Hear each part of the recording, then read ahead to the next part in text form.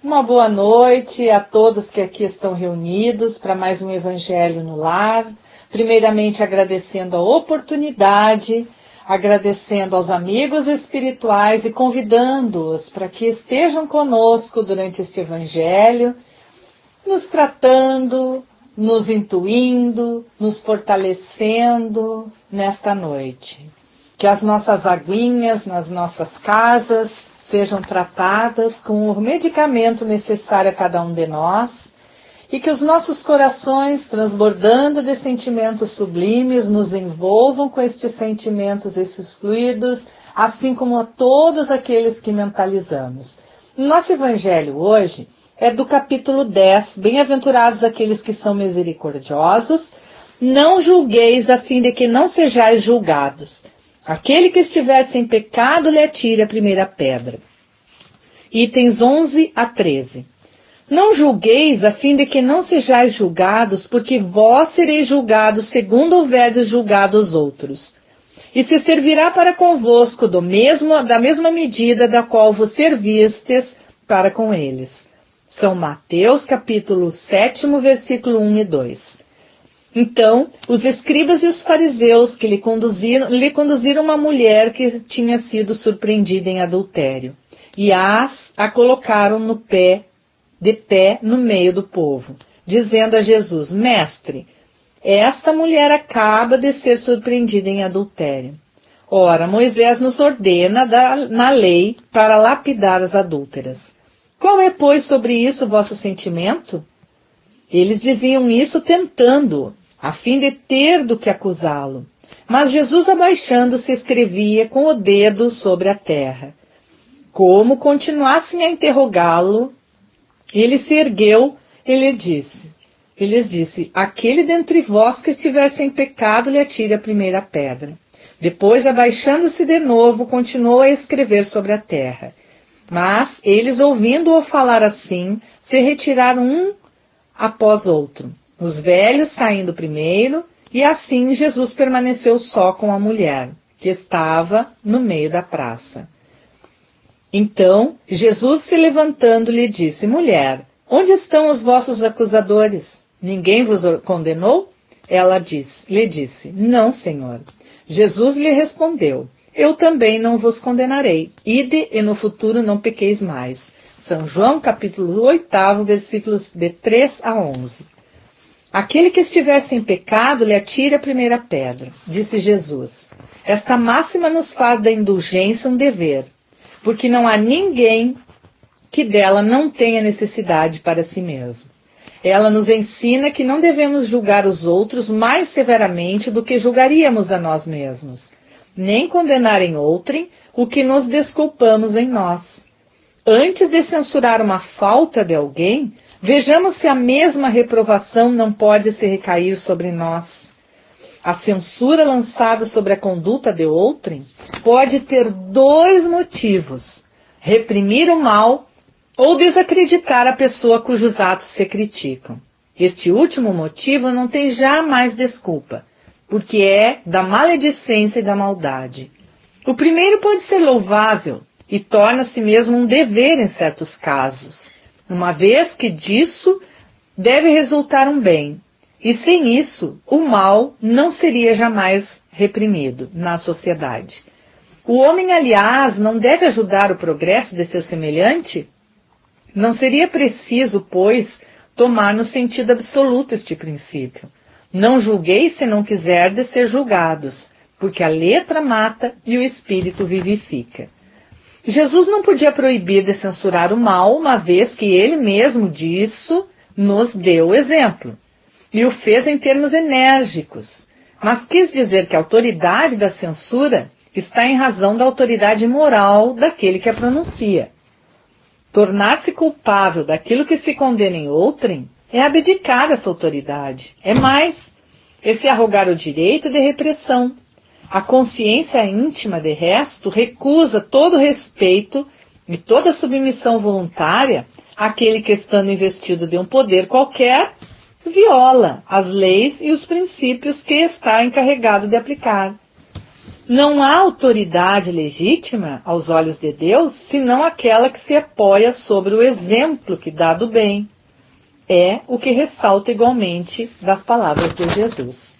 Então, que lição maravilhosa, meus irmãos, para o nosso dia a dia, para a nossa vida, né? Jesus diz que aquele dentre vós que estiver sem pecado lhe atire a primeira pedra, é para não julgarmos os outros. Não temos o direito de julgar os outros. E Jesus ali, ele conhecia a intimidade daquelas criaturas que estavam lá. Ele conhecia, ele as via como um livro aberto. Ele sabia das suas carências, das suas necessidades, do seu grau evolutivo. Ele conhecia todo o mecanismo proveniente da sua sombra. Quer dizer, da soma de tudo aquilo que aquelas pessoas ali não desejavam ter e nem ver em si mesmos.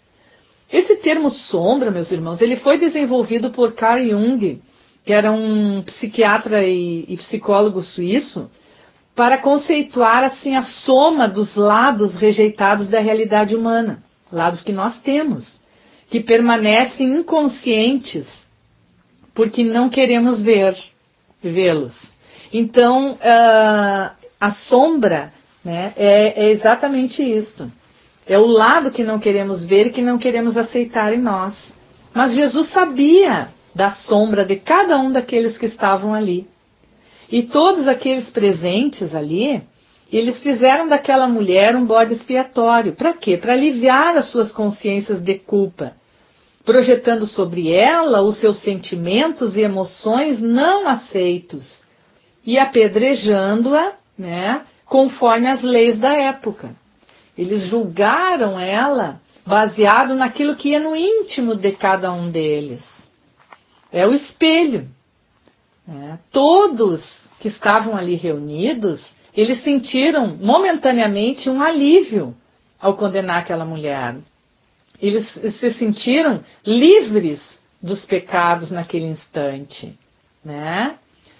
Por quê? Porque esses pecados, eles projetaram todos eles naquela mulher e todos aqueles defeitos repugnantes, desprezíveis que eles carregavam, naquele momento que eles estavam condenando, que eles estavam apedrejando, eles estavam se sentindo livres, libertos daquilo ali.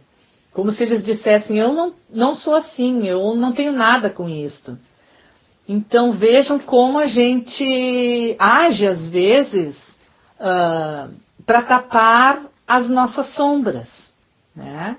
E aí o que Jesus fez ali? Jesus induziu para que eles fizessem uma introspecção, uma viagem interior, indagando para eles quem dentre eles não tinha pecado. E quem, né, dentre nós não tem pecado? Não existe. Todos somos pecadores, porque nós temos os dois lados, o lado da luz e o lado da sombra. E por não aceitar esse lado da sombra, ou até não vou dizer aceitar, mas eu digo assim, compreender o nosso lado sombra, nós somos às vezes a todo instante tentados a encobrir esse lado. As nossas vulnerabilidades, os nossos pontos fracos, porque não aceitamos que aquilo ali é natural, faz parte de nós e que serve para alguma coisa, porque tudo que carregamos tem uma utilidade, né? Enquanto assim, tem uma parte de nós que é segura, é boa, é generosa, tem outra parte que pode ser o contrário, né? Pode ser uma parte que duvida, que não é boa, que é egoísta. E aí nós temos que aceitar isso aí, que isso aí existe em nós e que deve ser trabalhado. Somente dessa forma, admitindo esses nossos pecados, nossa sombra, né, nós iremos confrontar-nos com os nossos sótãos fechados e promover o nosso amadurecimento espiritual. Nós guardamos nos nossos sótãos fechados tudo aquilo que não queremos ver e não queremos admitir em nós. E traumas, e fobias, e transtornos, e culpas, e medos, e tudo aquilo que não admitimos ou que não aceitamos vai ficando nesse sótão. Só que o dia que ele extrapolar, ele vai nos causar problemas. E nós só iremos resolver estes problemas quando nos confrontarmos com isso, nos trouxermos para a nossa consciência aquilo que está lá guardado. Então, admitindo os nossos lados positivos e negativos, a nossa polaridade, nós passaremos assim a observar a nossa ambivalência, né? Sabendo que nós temos os dois lados, que nós temos que reconhecer, aceitar e equilibrar. Aí sim nós vamos ter condições, né, de promover o nosso processo de desenvolvimento evolucional. Ao assumirmos os nossos opostos como elementos naturais da natureza humana, da estrutura humana. Assim como existe o egoísmo, tem o desinteresse. Assim como existe a dominação, tem a submissão. Assim como existe os ciúmes, tem a indiferença. A malícia tem a ingenuidade. A vaidade tem o desmazelo. Assim como existe o apego, tem a apatia, né? Então, nós aprendemos, equilibrando, a não nos comportar como um pêndulo, ora aqui, outra lá, num extremo, no outro, trazendo dificuldades para a nossa vida de equilíbrio emocional. Né? Então, esse equilíbrio é justamente a meta de aprendizado nosso aqui na Terra. Nem avareza, nem esbanjamento, nem preguiça, nem superentusiasmo, nem tanto lá, nem tanto aqui, tudo com equilíbrio. É através desse equilíbrio que nós vamos achar esse meio termo, né? As polaridades unidas formam a unidade, a totalidade, né?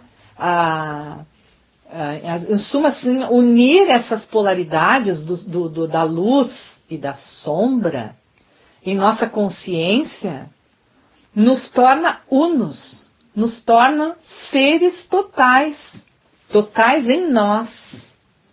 Né? Nós vamos, assim, adquirir um bom nível de permeabilidade e conseguir, assim, transcender os limites e interligar os nossos opostos, atingir um estado de consciência elevada. Aí sim, através dessa consciência elevada, vai nos permitir que o nosso consciente e o nosso inconsciente se juntem numa unidade total. E aí vamos ser seres humanos plenos conosco, sem esconder nada de nós. A gente sabe que, por exemplo, assim, o nosso cérebro, os lados do nosso cérebro, eles têm funções diferentes, capacidades respectivas, né, dependendo da área onde atuam, as diferentes responsabilidades da psique humana. Então, a gente sabe que o lado esquerdo, por exemplo, ele cuida da lógica, da linguagem, da leitura, da escrita, dos cálculos, do tempo, do pensamento, né? Aí cuida também do lado direito. E que o lado esquerdo do nosso cérebro, ele se prende mais às percepções da forma, da sensação do espaço, da intuição, do simbolismo, da atemporalidade, da música, do olfato e do lado esquerdo do nosso corpo. Então, tem funções diferentes e nós precisamos usar a totalidade cerebral. É ter uma visão real da vida que nos cerca. Não só usar um lado, apenas a metade do nosso cérebro. Aí não teremos essa conexão conosco, não seremos unos.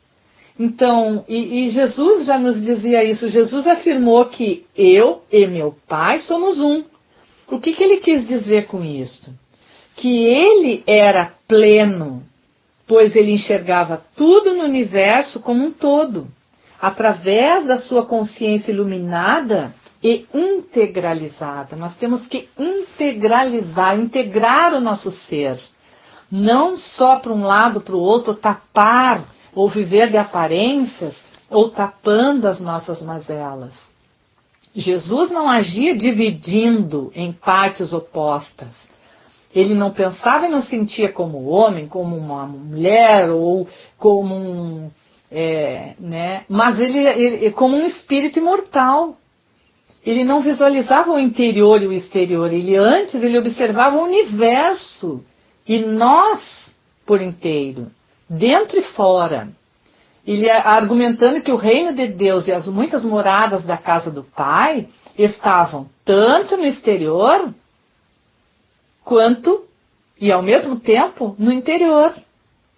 Então não há, por exemplo, nesse sentido, nada para corrigir em nós, para consertar em nós.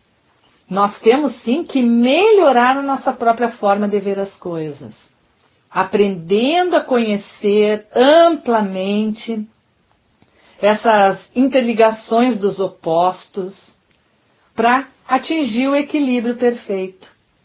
Então, o que é pecado, Pecado, em síntese, são as extremidades da nossa polaridade existencial. Daí decorre a afirmação de Jesus, aos homens que somente olhavam um dos lados do fato naquele julgamento e que ao mesmo tempo escondiam sentimentos e emoções que eles gostariam que não existissem. Então, a ferramenta vital para interligar esses opostos chama-se amor. Porque amar é buscar essa unificação das pessoas, das coisas. Ele quer, Jesus, fundir, juntar, unir e não dividir. O amor, nesse sentido, ele tem que ser absolutamente incondicional. Porque enquanto ele for seletivo, preferencial, ele não é amor real. E quem ama realmente, constitui um nós, isto é, ele une, sem anular o próprio eu. É como o sol. O sol, ele expande os seus raios para todo mundo. Ele não distribui a sua luz segundo o merecimento de cada um. E assim também é o amor de Jesus por nós. Ele não diferencia bons e maus, ele não diferencia certos de errados, de poderosos dos simples, ele não separa, ele não divide, ele simplesmente ama a todos pelo próprio prazer de amar. Sem julgamento, sem condenações. E é isso que a gente tem que fazer com o nosso próximo. Não olhar, porque quando a gente olha para alguém, é como um espelho, que eu falei mais à frente, nós vemos as faltas dos outros, aquelas que nós temos em nós. Então, nós temos que corrigir essas faltas em nós, aperfeiçoar e mudar e saber que elas existem, que elas estão ali. Nós temos que ter ciência também que o nosso lado sombra, ele existe por algum motivo. Não é à toa. E nós temos que saber usar. Às vezes nós precisamos usar o nosso lado sombra para julgar, por exemplo, as atitudes de um filho que temos a responsabilidade de conduzi-lo no bom caminho, para que possamos conduzi-lo neste bom caminho. Às vezes temos que ser mais severos, mais duros, fazer julgamentos, não ter tanta paciência nesse sentido de buscar o aperfeiçoamento nosso, Também temos que usar a nossa sombra para conosco mesmo, usando às vezes a nossa falta de paciência conosco. Não, chega, daqui para frente eu vou fazer diferente. Então não tem mais paciência, não tem mais tolerância, vamos usar agora da intolerância, da impaciência e vamos agir, vamos por bom caminho. E é isso aí que a gente tem que equilibrar. Saber que existe, mas jamais para condenar os outros. Saber que o nosso lado sombra, muitas vezes a gente só consegue ver no outro aquilo que está lá escondido no nosso sótão. E que nós precisamos descortinar, nós precisamos trazer para a nossa realidade para que a gente possa entender e saber quando e como usá-lo. Então, neste momento, que o nosso lado luz se una E vamos expandir esta luz para todas aquelas pessoas que necessitam, para todos os nossos irmãos, os nossos familiares, sejam nas casas, nos seus lares, nos hospitais, no presídio da nossa cidade, nas creches, nos asilos, casas-lares, locais onde tem pessoas necessitadas, sofredoras, doentes, que possa essa luz do nosso lado da luz envolver, junto com a luz de Jesus. Que todos aqueles que mentalizam o nosso Evangelho possam receber um pouquinho desta luz e que possa essa luz permanecer conosco. Que possamos ter uma ótima noite de sono, de aprendizado e quem sabe até de reflexão, nos descobrindo a cada dia mais um pouquinho, estudando o nosso lado sombra, para que a nossa luz possa conduzi-los no bom caminho. E sabendo que Deus, o nosso Pai, está com todos, está para fora e no nosso interior, que envolve a tudo e a todos, e que não se esquece de ninguém. Que a paz de Jesus permaneça em todos os lares, e que assim seja.